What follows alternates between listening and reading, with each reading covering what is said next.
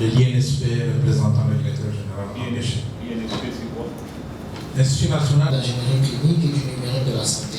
DG des établissements de mise en œuvre de la politique santé universelle. Les budgétaires qui ont été alloués, je que c'est une représente pour fonctionner. Merci Excellence pour la parole. La gestion de ces fonds dans une logique de fongibilité, c'est une caisse qui a des difficultés de pouvoir fonctionner par rapport aux différents régimes, de paquets complémentaires au niveau du ministère de la Santé. Donc c'est un paquet qui vous permet d'être couvert au niveau des centres de santé et au niveau des hôpitaux généraux de référence. De base, il y a 4 sous-régimes. Tous les agents du 7e réunion du Conseil du ministre, et nous saluons. Les sécurités sociales comme la retraite, les accidents de travail, les maladies professionnelles et heureusement qu'en RDC, toutes ces catégories sociales sont bien structurées.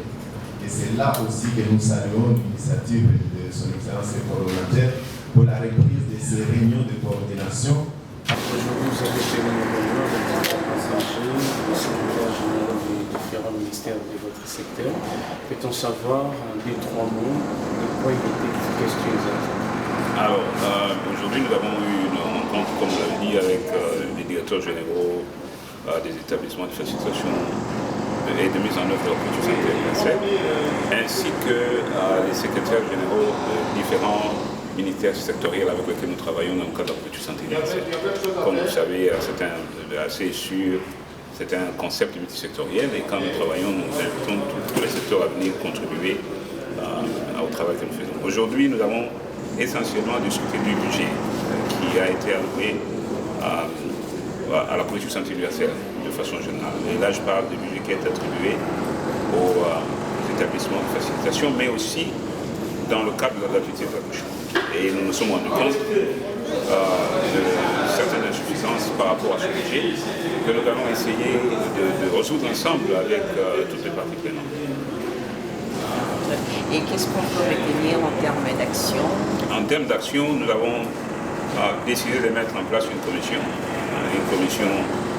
qui existe déjà. C'est la commission de financement au niveau de la coordination du Conseil national de la politique santé universelle qui est présidée par un des secrétaires généraux, mais qui a aussi comme membres certains membres de la coordination et dont le travail va être justement d'abord d'identifier toutes les lignes budgétaires dans la loi des finances 2024 qui vont appuyer la politique santé universelle et identifier le gap et en fait travailler sur des moyens que nous pouvons utiliser pour couvrir ce gap de manière à ce que le programme de son Excellence le Président de la République, M. Félix-Antoine Tshisekedi Tshilombo, soit mis en application dans toutes les 26 provinces de la République comme nous l'avons annoncé.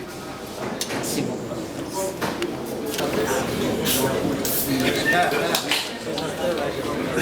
Merci beaucoup.